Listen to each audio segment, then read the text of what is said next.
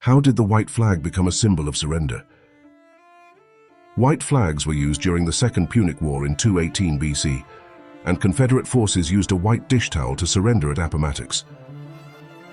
A white flag can be a sign of surrender, but that's not the only way people have used it throughout history. It might mean you want to parley, says James Ferrigan, a consulting vexillologist, that is, flag scholar, and an officer for the North American Vexillological Association. It also could mean in the midst of something that you want to have a truce. Maybe it's to bury your dead, and so it's neither a parley nor a negotiation, nor a surrender, it's just a temporary respite. At its most simple, a white flag means, don't attack me.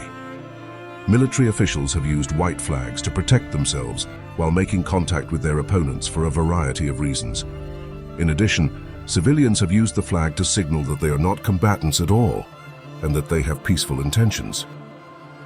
Early examples of the white flag as a symbol of truce or surrender are hard to come by. The Roman historian Livy wrote that during the Second Punic War, 218-201 BC, the Carthaginians signaled their desire for peace with bands of white wool and branches of olive. Later, the Roman historian Tacitus recounted a similar incident during a Roman civil war in AC 69, writing that one of the warring factions displayed white bands and olive branches. These examples show ancient people using white cloth, along with another notable symbol, to ask for an end to fighting. But why? Ed Watts, a history professor at the University of California, San Diego, explains that Mediterranean people at this time wore white cloth to worship the gods. Displaying it during a war may have been a way of saying, "We are putting ourselves at your mercy and asking for the protection of the gods," Watts says. After that, there aren't many clear examples of white flags as peaceful symbols until the 16th century. The Oxford English Dictionary and Merriam-Webster both date the earliest known use of the term white flag to 1578. That year, English sailor George Best published his account of trying to find the Northwest Passage aboard the ship Discovery.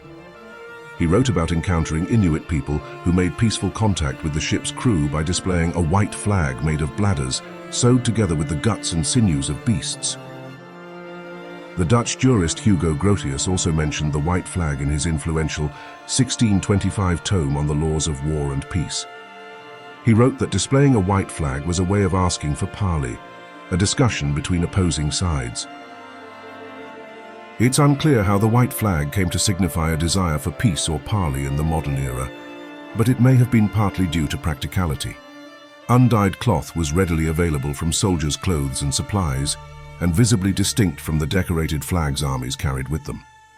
By the late 19th century, the white flag was a recognizable military symbol in many parts of the world and played a pivotal role in the end of the US Civil War. When Robert E. Lee decided to surrender to Ulysses S. Grant at the Battle of Appomattox Courthouse on April 9, 1865, Lee sent a Confederate officer behind Union lines to request a ceasefire, so both sides could talk.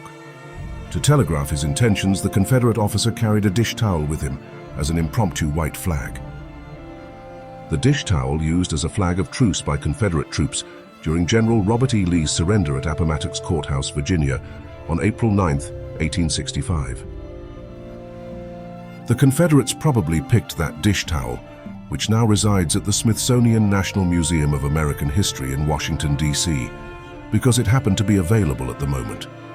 Even though a white flag had by then become a recognized form of military communication, armies didn't necessarily go into battle with a pre-designated truce flag, just in case they needed it. That would be detrimental to morale to issue such a thing, Ferrigan says. The intent when you go into battle is that you're going to be victorious. During the First Hague Conference of 1899, the white flag became a more formal part of international law. An annex to one of the Hague Conventions stated that a person carrying a white flag in order to communicate with a military rival has a right to inviolability, or freedom from attack. However, the person would lose this right if it is proved beyond doubt that he has taken advantage of his privileged position to provoke or commit an act of treachery. Militaries continued to use white flags to communicate in the First and Second World Wars. During the so-called Christmas Truce in 1914, the French soldier Gervais Morillon wrote to his parents that German soldiers waved a white flag and shouted, "Camarades, camarades, rendezvous." At the beginning of the Battle of the Bulge in 1944, Nazi officers approached US troops with a white flag to ask if they wanted to surrender. General Anthony McAuliffe's written reply, "Nuts," caused some confusion with the Germans, reportedly leading one US officer to tell them it meant "go to hell." More recently, prominent incidents involving white flags have involved civilians and hostages trying to protect themselves from military forces. In many of these cases, soldiers have shot and killed non-combatants who sought protection with a white flag.